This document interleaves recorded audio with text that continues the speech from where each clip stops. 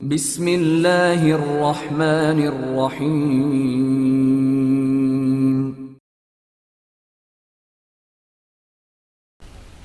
بوغا Imran series, مصنف ابن صفی۔ دوسری صبح وہ سب دانش منزل میں اکٹھے ہوئے۔ عمران فرنینڈو کے میک اپ میں تھا، صفدر ہنری کے میک اپ میں، اور جولیا خود مونا کے میک اپ میں۔ لیزی اور روبرٹو اسی عمارت میں اب بھی موجود تھے جہاں انہیں رکھا گیا تھا۔ فرنینڈو، ہنری اور مونا دانش منزل میں قید تھے اور ان کی نگرانی بلیک زیرو کے سپرد تھی، جو آج کل عموماً ایک ملازم کے بھیس میں دانش منزل میں ہی رہتا تھا۔ اوہ، یک بیک صفدر چونک کر بولا، جوزف کے لیے آپ نے کیا سوچا ہے؟ اس کے لیے کہاں سے گنجائش نکلے گی؟ اس کے لیے پہلے ہی انتظام کر چکا ہوں، اگر تم لوگ دیکھنا چاہتے ہو تو میرے ساتھ آؤ، عمران نے کہا۔ وہ انہیں دانش منزل کی حوالات تک لایا۔ سلاخوں کے پیچھے فرنینڈو کے ساتھیوں کے علاوہ ایک لمبا تڑنگا حبشی بھی موجود تھا۔ وہ انہیں دیکھ کر کسی بدمانس کی طرح گراتا ہوا اچھلنے کودنے لگا، اور عمران اپنے ساتھیوں سے بولا، جوزف اس کی جگہ لے گا۔ فرنینڈو، ہنری اور مونا خاموش تھے۔ دفتن مونا فرنینڈو پر الٹ پڑی۔ سب تمہاری وجہ سے ہوا ہے، تم نے اس کام کا ذمہ لیا تھا۔ میں کہہ رہی تھی کہ کسی اجنبی ملک میں ہم قریب قریب بے بس ہوں گے۔ تم نے بالکل ٹھیک کہا تھا لڑکی، عمران ہاتھ اٹھا کر بولا۔ اب بہتری اسی میں ہے کہ بوغا کا صحیح پتہ بتا دو، ورنہ ہماری عدم موجودگی میں یہاں والے تمہارے آرام کا خیال نہیں رکھیں گے، عمران نے کہا۔ جو کچھ ہمارے علم میں تھا بتا چکے ہیں، اس سے زیادہ نہیں جانتے، مونا روحانسی آواز میں بولی۔ بوغا کا پتہ بہت ہی خاص آدمیوں کو معلوم ہوتا ہے۔ ہمارا کام تو بس اتنا ہی تھا کہ ہم تم لوگوں والی اسٹیمر واسکو ڈی گاما پر پہنچا دیں اور خود بھی تمہارے ساتھ رہیں۔ تم لوگ کہاں لے کر جائے جاؤ گے ہمیں اس کا علم نہیں تھا، شاید ابھی اسٹیمر کے کپتان کو بھی اس کا علم نہ ہو، راستے میں ہی اطلاع ملے گی۔ مگر میں کہتی ہوں کہ تم لوگ بہت بڑا خطرہ مول لے رہے ہو، مونا نے کہا۔ عمران اس کے بعد کا جواب دیے بغیر واپسی کے لیے مڑ گیا۔ ایک تماشا اور دکھاؤں، عمران نے جولیا سے کہا، اور صرف اسی کا ہاتھ پکڑے ہوئے ایک طرف کو چلنے لگا۔ صفدر سے اس نے ہال میں چلنے کو کہا تھا۔ کہاں لے کر جا رہے ہو؟ جولیا نے ڈھیلے ڈھالے لہجے میں کہا۔ میں پچھلی رات کا بدلہ تم سے ضرور لوں گی، خواہ کچھ ہو۔ میں تمہیں روکوں گا نہیں، عمران نے لاپرواہی سے کہا، اور وہ ایک کمرے میں داخل ہوئے۔ جولیا کا ہاتھ اب بھی عمران ہی کے ہاتھ میں تھا۔ کمرے میں داخل ہوتے ہی جولیا بکھلا گئی اور اسے غصہ بھی آیا۔ آخر یہ عمران کیا کرتا پھر رہا ہے؟ کیوں خواہ مخواہ اپنے لیے مصیبتیں مول لیتا ہے؟ سامنے میں سری پر تنویر چت لیٹا ہوا پلکیں جھپکا رہا تھا۔ السلام علیکم، عمران نے اسے مخاطب کیا۔ تنویر نے سر گھما کر ان کی طرف دیکھا اور نحیف سی آواز میں سلام کا جواب دے کر آہستہ آہستہ کراہنے لگا۔ جولیا متحیرانہ انداز میں کبھی عمران کی طرف دیکھتی اور کبھی تنویر کی طرف۔ عمران نے تنویر سے کہا، سنو دوست، ہم دونوں شادی کرنے جا رہے ہیں۔ خدا مبارک کرے، تنویر نے کراہ کر کہا، اور جولیا جو عمران پر الٹ پڑنے کا ارادہ کر رہی تھی کہ حیرت سے منہ کھول کر رہ گئی، کیونکہ یہی تنویر جولیا کو عمران کے ساتھ دیکھ کر آگ بگولا ہو جایا کرتا تھا۔ جائے کا اس وقت اس نے نہ صرف اس کا ہاتھ پکڑ رکھا تھا بلکہ شادی کی خوشخبری بھی دے رہا تھا، لیکن یہ تنویر، اس نے اسے مبارکباد کہا تھا۔ یہ کیا بے ہودگی ہے، جولیا نے جھٹکے کے ساتھ اپنا ہاتھ چھڑاتے ہوئے عمران سے کہا۔ تنویر نے اس پر مسکرا کر کہا تھا، ایسے مبارک موقع پر لڑائی جھگڑا اچھا نہیں ہوتا۔ تنویر کے لہجے میں جولیا نے خلوص محسوس کیا تھا۔ تمہارا نام کیا ہے بھائی؟ عمران نے تنویر سے پوچھا۔ میرا نام تنویر کچھ سوچتا ہوا بولا، میرا نام زنجیر ہے۔ دیکھو بھائی زنجیر، یہ بڑی بدتمیزی ہے کہ تم لیٹے ہوئے ہو اور ہم کھڑے ہیں، عمران نے برا سا منہ بنا کر کہا۔ بھائی، تنویر دردناک آواز میں کر رہا، میں مجبور ہوں، اٹھ نہیں سکتا، میرے پیٹ میں آنتے نہیں ہیں، لہٰذا میری زندگی کا انحصار صرف لیٹے ہی رہنے پر ہے۔ اچھی بات ہے، لیٹے رہو، عمران نے کہا، اور جولیا کو ساتھ آنے کا اشارہ کر کے دروازے کی طرف مڑ گیا۔ راہداری میں دونوں کے درمیان 4-5 گز کا فاصلہ تھا۔ دفتن جولیا نے جھپٹ کر اس کا بازو پکڑ لیا اور روکتی ہوئی بولی، یہ تم کیا کرتے پھر رہے ہو؟ تنویر کو کیا ہو گیا؟ میں نے اس کی آنتیں نکلوا لی ہیں، عمران نے بڑے اطمینان سے جواب دیا۔ فضول باتیں نہ کرو، یہ کیا پاگل پن ہے؟ اطمینان سے بتاؤں گا، یہ بھی کچھ دیر بعد ٹھیک ہو جائے گا، عمران نے کہا۔ تم نے کیا کیا ہے؟ جولیا نے کہا۔ چلتی رہو، بتاتا ہوں، میں، روبرٹو اور لیزی اسی طرح لے کر جائے جاتے، عمران نے کہا۔ میں سمجھی نہیں، جولیا نے کہا۔ یہ ایک ارک ہے جو جسم میں انجیکٹ کیا جاتا ہے اور اس کا اثر 8 یا 10 گھنٹے تک باقی رہتا ہے۔ 8 گھنٹے بعد وہ پھر اپنا نام زنجیر کی بجائے تنویر بتانے لگے گا اور اس کی آنتیں پیٹ میں پہنچ جائیں گی، عمران نے کہا۔ تم بتاؤ گے نہیں؟ جولیا نے آنکھیں نکالی۔ پھر بتاؤں گا، عمران نے کہا۔ وہ ہال میں پہنچ چکے تھے۔ صفدر نے آگے بڑھ کر عمران سے پوچھا، وہ حبشی کہاں سے ٹپک پڑا؟ وہ بھی شبتار کا بھتیجا ہے۔ جب میں اسٹیمر پر گیا تھا تو میری نظر اس پر پڑی تھی۔ یہ اسٹیمر کے خلاصیوں میں سے تھا۔ میں نے بحیثیت فرنینڈو کپتان کو بتایا تھا کہ میں نے عمران، روبرٹو اور لیزی کو قابو کر لیا ہے۔ اس نے انہیں جہاز تک لانے کی تدبیر بتائی اور میں نے اس سے ایک مضبوط آدمی مانگا۔ نظر انتخاب اس حبشی پر پہلی پڑ چکی تھی۔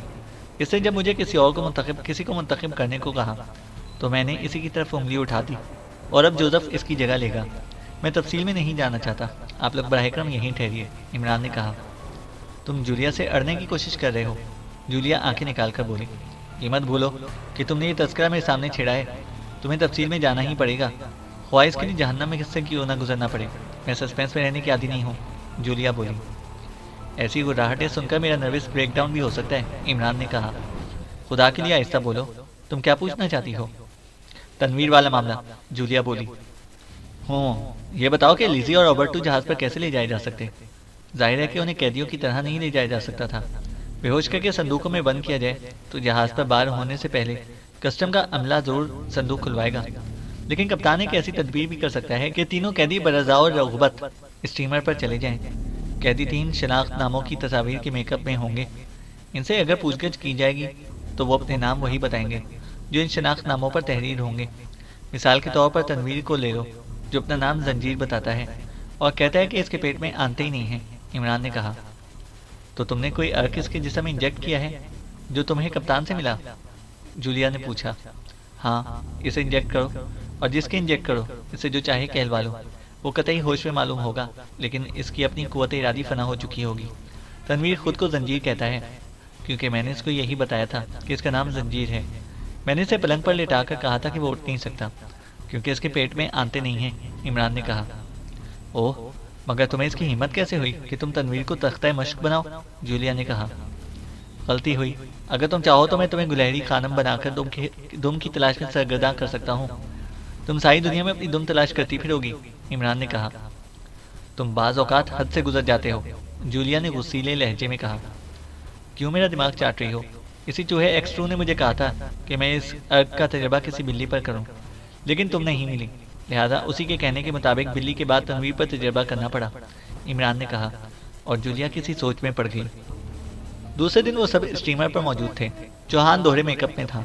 ان تینوں کو ارک انجیکٹ کرنے کی ضرورت ہی نہ تھی، انہیں تو ہر حال میں جعلی شناخت ناموں ہی سے منسلک رہنا تھا۔ اسٹیمر پر پہنچتے ہی تینوں کو ایک کیبن میں بند کر دیا گیا۔ جوزف خلاصیوں سے جا ملا۔ عمران نے اسے اچھی طرح سمجھا دیا تھا کہ وہ زیادہ تر اپنی زبان بند ہی رکھے گا اور یہ ظاہر کرنے کی کوشش کرے کہ اسے شدید ترین نزلہ ہو گیا ہے، تاکہ آواز کی تبدیلی پر کسی کو شبہ نہ ہو۔ شراب کے لیے خصوصیت سے سمجھایا تھا کہ دوسرے لوگوں کے معمول سے تجاوز کرنا ہو تو ہمیشہ علیحدگی میں پئیں۔ کسی کے سامنے بلا نوشی کا مظاہرہ خطرناک اور اشتباہ انگیز ثابت ہو سکتا ہے۔ جولیا کو اس نے بتایا کہ فرنینڈو مونا کا شوہر تھا۔ تو پھر؟ جولیا نے آنکھیں نکالی۔ لہٰذا مجبوراً مجھے بھی تمہارا شوہر بننا پڑے گا، عمران کے لہجے میں بے بسی تھی۔ میں کسی قسم کی بھی بےہودگی برداشت نہیں کر سکتی، سمجھے؟ جولیا نے کہا۔ اگر شوہر اور بیوی ہونا بےہودگی ہے تو میں واپسی پر اپنے والدین کو گولی مار دوں گا، عمران نے کہا۔ کام کی باتیں کرو، اب کیا کرنا ہے؟ جولیا نے پوچھا۔ کسی ایسے جزیرے پر جا کر مرنا ہے جہاں شادی بیاہ کر واجی نہ ہو، عمران نے ٹھنڈی سانس لی۔ جہاز کے کپتان کا نام پیڈرو تھا، اور یہ نام صفدر کو نہ جانے کیوں صوتی اعتبار سے اس کی شخصیت سے زیادہ ہم آہنگ معلوم ہوتا تھا۔ وہ ایک پستہ قد اور بلڈاگ قسم کا آدمی تھا۔ گردن موٹی اور برائے نام تھی، اتنی مختصر سی تھی کہ اسے کسی جانب صرف سر گھمانے کی بجائے پورا جسم گھمانا پڑتا تھا۔ ہر وقت اس کے ہونٹوں پر ایک موٹا سگار دبا رہتا تھا اور آنکھیں شراب کے نشے میں ڈوبی رہتی تھیں، لیکن اس کے باوجود بھی وہ کسی سے گفتگو کرتے وقت بے حد پرسکون نظر آتا۔ ویسے حلیہ کسی جھگڑالو آدمی کا تھا، جہاز کا عملہ اس سے خائف نظر آتا تھا، اس کے ماتحت اس سے گفتگو کرتے وقت ہکلانے لگتے تھے۔ عمران نے جولیا اور صفدر کو سمجھا دیا تھا کہ وہ بھی خود کو خائفی ظاہر کرنے کی کوشش کریں۔ عمران کا خیال تھا کہ پیڈرو بوگا کے خاص آدمیوں میں سے ہے، اسی لیے قیدیوں کو اسٹیمر تک پہنچانے کی ذمہ داری اس کے سپرد کی گئی تھی۔ فرنینڈو اور اس کے ساتھیوں کو تو صرف اپنے شکار کو قابو میں کرنا تھا۔ اس حیرت انگیز ارک کی تھوڑی سی مقدار عمران نے پار کر دی تھی جو اسے پیڈرو سے ملا تھا۔ اس کے عوض شیشی میں اسے تھوڑا سا پانی ڈالنا پڑا تھا اور پھر شیشی پیڈرو کو واپس کر دی تھی۔ جولیا نے عمران سے پوچھا، آخر تنویر اس تجربے کے لیے تیار کیسے ہو گیا؟ اس کے فرشتے بھی تیار ہوتے، عمران نے جواب دیا۔ ایکسٹرو نے اسے مجبور کیا تھا، مگر وہ بھی بڑا ستم ظریف ہے۔ اس نے تنویر سے فون پر پوچھا تھا کہ کیا وہ زکام میں مبتلا ہے۔ ظاہر ہے کہ تنویر نے اس بات میں ہی جواب دیا ہوگا، کیونکہ وہ حقیقتاً زکام میں مبتلا تھا۔ ایکسٹرو نے کہا کہ یہ زکام انفلوئنزا میں بھی تبدیل ہو سکتا ہے، اس لیے اسے فوراً دانش منزل پہنچنا چاہیے، جہاں ڈاکٹروں کا doctor Ali Imran MSc PhD جھاپکوپیتھ اسے انجیکشن دے گا۔ عمران کہتا چلا گیا۔ اوہ تو یہ کہو، ورنہ تم بیچارے کیا آمادہ کر سکتے تھے اسے، جولیا نے کہا، اور عمران اسے دیکھ کر مسکرا کر رہ گیا۔ صفدر کو تو ابھی تک یہ بھی معلوم نہیں ہو سکا تھا کہ اس نائٹ کلب کے مینیجر کا کیا ہوا۔ وہ اسے بے ہوش چھوڑ کر آئے تھے۔ ہوش میں آنے پر اس نے ہنری سے صرف ضروری رابطہ قائم کرنے کی کوشش کی ہوگی، جو لیزی اور رابرٹو کو اپنے ساتھ لے کر گیا تھا۔ صفدر کے استفسار پر عمران نے بتایا کہ ہوش میں آنے پر مینیجر نے بلا شبہ فون پر ہنری سے رابطہ قائم کیا تھا، لیکن اس وقت تک چوہان ہنری کی جگہ لے چکا تھا، اس لیے بات جہاں تھی وہیں رہ گئی۔ اسے اطمینان دلا دیا تھا کہ وہ ان دونوں بلیک میلر سے بھی سمجھ لے گے، اسے پریشان نہ ہونا چاہیے۔ اور اب وہ سبھی سوچ رہے تھے کہ عمران نے کتنے حیرت انگیز طور پر حالات اپنے قابو میں کیے تھے۔ روبرٹو لیزی سے کہتا، دیکھ لیا تم نے عمران کو؟ کون ہے جو اسے احمق یا لاپرواہ سمجھے گا؟ مگر اب کیا ہوگا؟ لیزی پوچھتی۔ خدا ہی جانے، میں تو یہ سمجھتا ہوں کہ عمران نے موت کے منہ میں سے چھلانگ لگائی ہے، اور لیزی بوغا سے الجھنا موت ہی کو دعوت دینا ہے۔ یہ تو اس کا ایک بہت ہی معمولی سا شعبہ تھا، روبرٹو نے کہا۔ پیڈرو اب ان لوگوں سے قطعی بے تعلق ہو گیا تھا۔ عمران خود بھی یہی چاہتا تھا کہ اسے اس سے زیادہ گفتگو نہ کرنی پڑے۔ روبرٹو کی حوالات کی کنجی عمران ہی کے پاس تھی۔ دوسرے دن روبرٹو نے عمران کی اس حرکت پر شدت سے احتجاج کیا کہ وہ دیدہ دانستہ ان سبوں کو موت کے منہ میں لے کر جا رہے ہیں۔ اوہ اب ہوش آیا ہے تمہیں؟ عمران مسکرایا۔ حالات نے میرے اوسان بحال نہیں رکھے تھے، روبرٹو بولا۔ تم نہیں سمجھ سکتے کہ تم سے کتنی بڑی غلطی سردرد ہو رہی ہے۔ بوغا کے دشمن اس سے دور بھاگتے ہیں اور تم خود ہی اس کے جال میں پھنسنے کے لیے جا رہے ہو۔ بلکہ مجھے یہ بھی کہنا چاہیے کہ پھنس چکے ہو، روبرٹو بولا۔ پھنس چکے ہیں نا؟ عمران نے کہا۔ مجھے تو اس میں شبہ نہیں ہے، روبرٹو نے کہا۔ تو بس پھر صبر کرو کہ اس کا پھل میٹھا ہے، گٹلی سمیت نگل لینا، عمران نے لیزی کی طرف مڑتے ہوئے کہا۔ ہاں اب تم کہو۔ میں کیا کہوں؟ لیزی نے برا سمو بنا کر جواب دیا۔ عمران جو شاید ان کی چڑچڑاہٹ سے لطف اندوز ہونا چاہتا تھا، ہنس کر بولا، تم کہہ بھی کہہ سکتی ہو، کیونکہ گردنیں تو ہماری کٹیں گی، تم تو بوغا کی لڑکی ٹھہری، عمران نے کہا۔ بس ہوشیاری رہنا مجھ سے، لیزی نے کہا۔ دوسری بات، روبرٹو ہاتھ اٹھا کر بولا، جوزف کے لیے کیا سوچا ہے؟ کیوں؟ عمران نے پوچھا۔ وہ اس جہاز میں خلاصی کی حیثیت میں ہے، کپتان جہاں کہیں بھی اسے اتارے گا صرف ہمیں اتارے گا۔ اور جوزف؟ روبرٹو نے پوچھا۔ پرواہ مت کرو، عمران نے شانوں کو جنبش دی، یہ دیکھنا میرا کام ہے۔ میرا خیال ہے کہ میں تمہیں بہت جلد الٹا لٹکا ہوا دیکھوں گی، لیزی بولی۔ بیکار باتیں مت کرو، روبرٹو بولا۔ پھر اس نے عمران سے پوچھا، کیا تمہیں علم ہے کہ ہم کہاں اتارے جائیں گے؟ ابھی تک تو نہیں معلوم ہو سکا، عمران نے کہا۔ تم سچ مچ آنکھیں بند کر کے اندھے کنویں میں کود پڑے ہو، روبرٹو بولا۔ عمران کو سوچنے لگا۔ اور پھر کیا یہ ضروری ہے کہ ہم ایک ہی جگہ پر اتارے جائیں؟ تمہارے بیان کے مطابق فرنینڈو اٹلی سے آیا تھا، لیکن مجھے یقین نہیں ہے کہ ہمیں بھی اٹلی ہی جانا پڑے گا، جبکہ بوغا خود ہی لاتعداد چھوٹے چھوٹے جزیروں پر حکمرانی کرتا ہے۔ ہو سکتا ہے کہ ہم اور چوہان کسی جزیرے میں اتار دیے جائیں، تم لوگ بحیثیت فرنینڈو، ہنری اور مونا اٹلی چلے جاؤ، عمران نے کہا۔ مفت میں اٹلی کا سفر؟ ہاں ہاں، عمران نے بچکانہ انداز میں خوشی ظاہر کی۔ تم کیوں اپنا دماغ خراب کر رہے ہو روبرٹو؟ چوہان نے کہا۔ محض اس لیے کہ تم لوگ بوغا سے اچھی طرح واقف نہیں ہو، روبرٹو نے کہا۔ اب ہو جائیں گے، عمران نے لاپرواہی سے کہا، اور حوالات سے باہر نکل کر دروازہ مقفل کر دیا۔ لیکن وہ حقیقتاً لاپرواہی برتنے کے موڈ میں نہیں تھا۔ یہ سارے سوالات پہلے ہی اس کے ذہن میں پیدا ہو چکے تھے، اور وہ ان کے جواب کے لیے نئے حالات کا منتظر تھا۔ وہ دن بھی یوں ہی گزر گیا، اور پیڈرو کی طرف سے اسے کوئی خاص اطلاع نہ ملی۔ اب تو ایسا معلوم ہونے لگا تھا جیسے پیڈرو جہاز پر ان کی موجودگی سے لا علم ہی ہو۔ اکثر عمران کا اور ان کا آمنا سامنا بھی ہو جاتا، لیکن عمران کو اس کی آنکھوں میں شناسائی کی ہلکی سی جھلک بھی دکھائی نہ دیتی۔ وہ اس طرح اس کے قریب سے گزر جاتا جیسے پہلے کبھی ملاقات نہ ہوئی ہو۔ ایسی صورت میں اسے کوئی کام نکال لینا کتنا مشکل تھا۔ ویسے اگر اسے مل بیٹھنے کا مواقع بھی نصیب ہوتے تو بات دوسری تھی۔ عمران اب تک بہت کچھ کر چکا ہوتا۔ صفدر اور جولیا کے ذہنوں میں بھی وہی سوالات ابھرے تھے جو روبرٹو کی بے چینی کا باعث بنے تھے۔ عمران نے اسے تو ٹال دیا تھا، لیکن یہ دونوں سر ہو گئے۔ یہ حقیقت ہے، عمران نے سنجیدگی سے کہا۔ یہ ایک اندھی چال تھی، اور اب بھی ہم اندھیرے میں ہی ہیں، لیکن یہ ضروری نہیں ہے کہ وہی ہو جو تم لوگ سوچ رہے ہو، عمران نے کہا۔ اس کے علاوہ اور کیا صورت ہو سکتی ہے؟ صفدر بولا۔ اس کے جواب کا انحصار بھی آئندہ پیش آنے والے حالات پر ہے، عمران بولا۔ کیا یہ دیوانگی نہیں ہے؟ تم صرف روبرٹو کی حفاظت کر سکتے ہو، اس قصے کو وہیں ختم کر دیتے، مگر تم کیا کرو، ایکسٹرو ہی کی دیوانگی کہی جا سکتی ہے، کون جانے اسے بھی تم نے غلط مشورہ دیا ہو، جولیا نے برا سا منہ بنا کر کہا۔ کیا وہ ماتحتوں کے مشورے قبول کر لیتا؟ عمران نے کہا۔ ضروری نہیں ہے کہ اس کا رویہ تمہارے ساتھ بھی وہی ہو جو ہمارے ساتھ ہے، جولیا نے کہا۔ تھوڑی دیر تک خاموشی رہی، پھر صفدر بولا۔ خیر، اگر ہم اٹلی پہنچ گئے تو وہاں سے ہماری واپسی ممکن ہے، لیکن ان تینوں کا کیا ہوگا؟ عمران، میں یہ کہوں گا کہ وہ محض تمہاری وجہ سے مارے جائیں گے۔ میرا دعویٰ ہے کہ یہ بات تم نے ہی ایکسٹرو کو سمجھائی ہوگی کہ بوغا کا پتہ صرف اسی طرح لگایا جا سکتا ہے، صفدر نے کہا۔ میری ہی وجہ سے دنیا میں آئے دن مختلف مقامات پر زلزلے آتے رہتے ہیں، لوگ گرتی ہوئی عمارتوں میں دب کر مر جاتے ہیں، اور ان کا خون میری گردن پر ہے، عمران نے کہا۔ باتوں میں مت اڑاؤ، تم نے ہمیں مصیبت میں پھنسا دیا ہے، جولیا جھلا گئی۔ اچھا چلو، اب میں خاموشی رہوں گا، نکل جاؤ مصیبتوں کی جال سے، اگر منع کر دوں تو گردن اڑا دینا، وعدے کا پکا ہوں، عمران نے کہا، اور جولیا دانت پیس کر رہ گئی۔ تیسرے دن پیڈرو نے عمران کو اپنے کیبن میں بلوایا۔ وہ اس وقت نیلی پتلون، سفید سینڈو کٹ بنیان میں تھا، رم کی بوتل اور گلاس سامنے موجود تھے۔ بیٹھ جاؤ، اس نے عمران کی طرف دیکھے بغیر کہا۔ عمران نے اس طرح پلکیں جھپکائیں جیسے اس کے شعور میں خطرے کا کوئی نیم بیدار سا احساس کل بلایا ہو۔ وہ ایک طرف کینوس کی کرسی پر بیٹھ گیا۔ کیا تم بوغا کو احمق سمجھتے ہو؟ پیڈرو نے پہلے ہی کی طرح اس کی طرف دیکھے بغیر کہا، اور عمران نے ایک طویل سانس لی۔ ساتھ ہی اس کا ہاتھ کوٹ کی جیب میں پہنچ گیا جس میں بھرا ہوا پستول موجود تھا، مگر پیڈرو کتنا مطمئن نظر آ رہا تھا۔ اس نے ایک بار بھی عمران کی جانب نظر اٹھانے کی زحمت گوارا نہیں کی تھی۔ یک بیک اس نے بوتل اٹھا کر شراب انڈے لی اور گلاس ہونٹوں سے لگا لیا، پھر شاید دوسری سانس گلاس خالی کر کے لی تھی۔ چند لمحے رومال سے ہونٹ خشک کرنے میں گزرے۔ اس کے بعد اس نے نظریں اٹھائے بغیر کہا، بوغا کی توقعات کے خلاف کچھ بھی نہیں ہوا، اس کی یہی اسکیم تھی، پیڈرو بولا۔ کیا میں فی الحال اس بوتل میں کوک لگا دوں؟ عمران نے مسکرا کر پوچھا۔ وہ بہت زیادہ حشاش بشاش نظر آنے لگا تھا، انداز کچھ ایسا تھا جیسے وہ اب تک کی اسی سچویشن کے انتظار میں رہا ہو۔ کیوں؟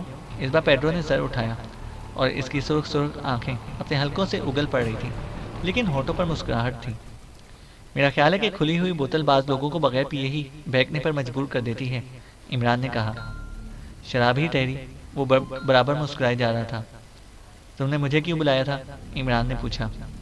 بس یہ بتانے کے لیے کہ تم ہمیں بہت جلد داغ مفارقت دینے والے ہو، لینڈ کرنے کے لیے تیار ہو جاؤ، پیڈرو بولا۔ لیکن بوغا کا تذکرہ کیوں نکال بیٹھے تھے؟ عمران نے متحیرانہ لہجے میں پوچھا۔ تاکہ تمہاری بعض غلط فہمیوں کا ازالہ ہو سکے، پیڈرو بولا۔ میں سمجھا نہیں، عمران نے کہا۔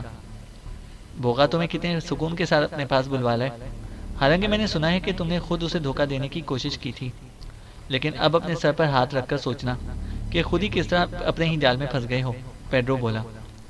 میں کہہ رہا ہوں دوست، بوتل میں کوک لگا دو، ورنہ اب تمہیں ڈراؤنے خواب بھی نظر آنے لگیں گے، عمران مسکرایا۔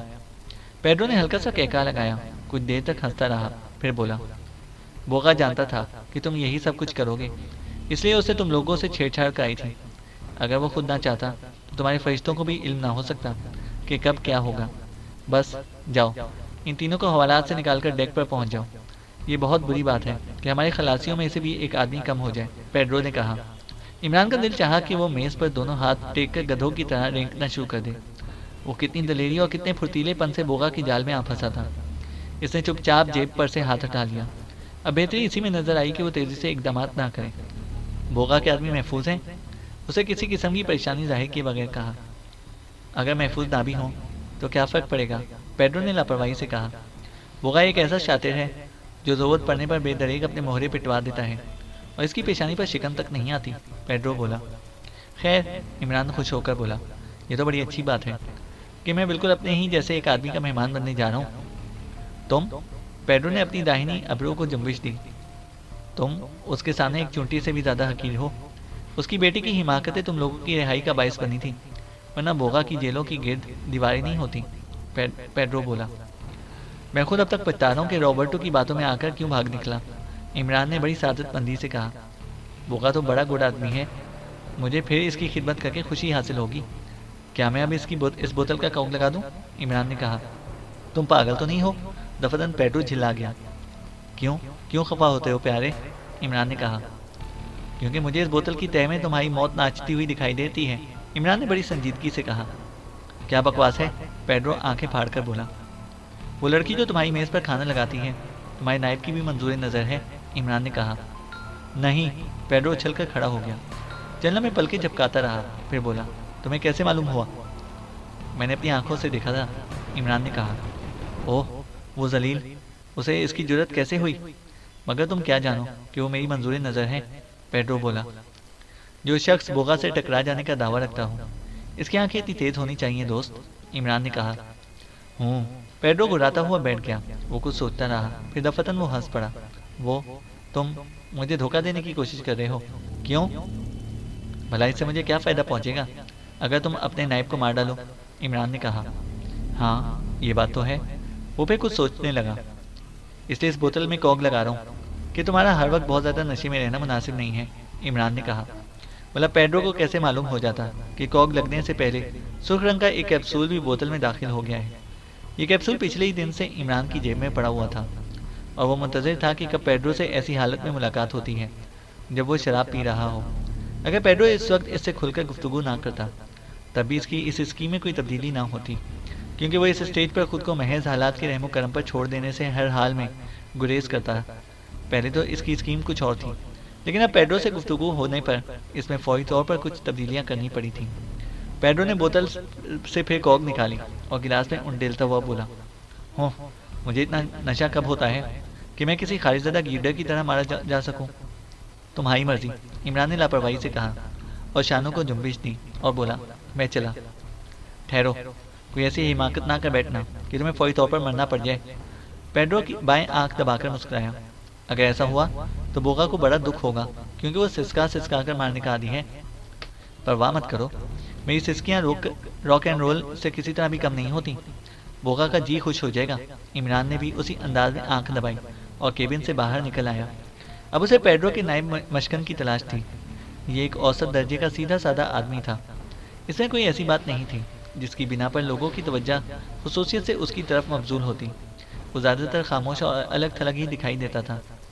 ہیلو لیفٹیننٹ، عمران نے اسے متوجہ کیا۔ ہیلو، وہ بولا۔ یہ پیڈرو کو کیا ہو گیا؟ مجھے تو بڑا خوف معلوم ہوتا ہے، عمران نے مسمسی سی شکل بنا کر کہا۔ کیوں؟ اس نے پوچھا۔ صبح سے مجھے اور ہنری کو باری باری سے بلا کر بور کر رہا ہے، عمران نے کہا۔ کیوں؟ وہ بولا۔ کبھی مجھ سے کہتا ہے کہ تم ڈریلا کو پھانس لو، اور کبھی ہنری سے بھی یہی کہتا ہے۔ میں نہیں جانتا کہ ڈریلا کون ہے، عمران نے کہا۔ ڈریلا؟ ہاں، وہ اس کی خادمہ ہے، لیکن وہ تم سے ایسی باتیں کیوں کرتا ہے؟ مشکن نے کچھ سوچتے ہوئے کہا۔ ابھی اس نے پھر بلایا تھا مجھے، اس بات وہ تمہارا بھی نام لے رہا تھا، چیخ چیخ کر تمہیں گالیاں دے رہا تھا، کہہ رہا تھا کہ اگر تم دونوں نے نہیں پھانسا تو پھر مشکن ہی اس پر ڈورے ڈال رہا ہوگا، عمران نے کہا۔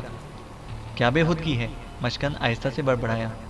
خدا جانے، عمران نے شانوں کو جنبش دی، میں خود بھی نہیں سمجھ سکتا۔ تم تو مجھے بہت اچھے آدمی معلوم ہوتے ہو، کوئی خاندانی آدمی۔ کیا میں یہ سمجھ لوں کہ پیڈرو آہستہ آہستہ اپنا ذہنی توازن کھو رہا ہے؟ بہت زیادہ پینے والوں کا یہی حشر ہوتا ہے، میں جانتا ہوں، عمران نے کہا۔ مشکن کچھ نہ بولا، وہ خلا میں گھور رہا تھا، پھر اس نے چونک کر کہا، تم اپنے قیدیوں کو سنبھالو، تمہیں جلدی ایک جزیرے میں اترنا ہوگا۔ ہم سبوں کو؟ عمران نے پوچھا۔ ہاں، کیپٹن نے یہی کہا تھا، مشکن نے کہا۔ اوہ، تب تو وہ ضرور پاگل ہو گیا ہے، جزیرے میں تو صرف قیدیوں کو اترنا تھا، عمران نے کہا۔ ہرگز نہیں، بوغا کا پیغام خود میں نے سنا ہے، مشکن نے کہا۔ تب تو پھر ٹھیک ہی ہوگا، عمران بولا۔ یہ بات تو اسے پیڈرو سے ہی معلوم ہو چکی تھی کہ وہ سب ساتھ ہی کسی جزیرے میں اتارے جائیں گے، پھر وہ کیپسول اس کی بوتل میں ڈالنے کی کیا ضرورت تھی؟ وہ تو اس لیے کہ اسٹیمر پر ان کا قبضہ ہو، وہ بھی اس لیے کہ عمران اپنے آدمیوں کا مختلف جگہوں پر اتارا جانا مناسب نہیں سمجھتا تھا، اور اب تو اس کا سوال ہی نہیں تھا، وہ پہچان لیے گئے تھے۔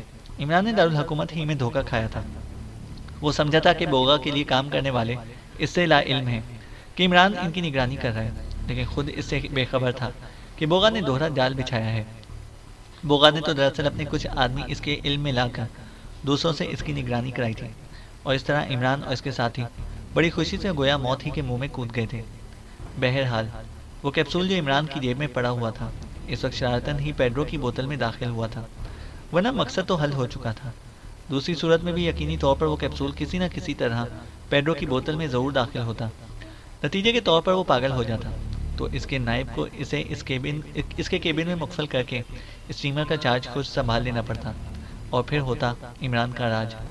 وہ مشکن کی مشکیں کس لیتا اور پھر صفدر یا چوہان اس کی جگہ لیتے۔ یہ حرکت پیڈرو کے ساتھ بھی ہو سکتی تھی، لیکن دشواری یہ تھی کہ ان میں سے کوئی بھی پیڈرو کا رول ادا نہ کر سکتا، کیونکہ پیڈرو جسامت کے اعتبار سے ان لوگوں سے بہت مختلف تھا۔ چہرے کا میک اپ آسانی سے ہو جاتا، لیکن یہ تو عمران کے فرشتوں کی بھی بس کی بات نہ تھی کہ وہ اپنے کسی آدمی کو پستہ قد اور کوتاہ گردن بنا سکتا۔ اسی دشواری کی بنا پر اس نے اتنی گھماؤ پھراؤ والی اسکیم بنائی تھی۔ اب اس نے سوچا کہ اس مشکن کے پاس سے کھسک ہی جانا چاہیے، کیونکہ ہنگامہ شروع ہونے میں زیادہ دیر نہیں لگے گی۔ اچھا لیفٹیننٹ، تو میں قیدیوں کو دیکھوں، عمران نے کہا، اور وہاں سے کھسک آیا۔ اسے اس کا بھی اندازہ ہو چکا تھا کہ مشکن کو اصل حالات کا علم نہیں ہے، وہ اسے فرنینڈو یعنی بوگا کا ہی آدمی سمجھتا ہے۔ چینل کو سبسکرائب کریں اور بیل آئیکن کو پریس کریں تاکہ ہماری ہر اپڈیٹ آپ کو بر وقت مل سکے۔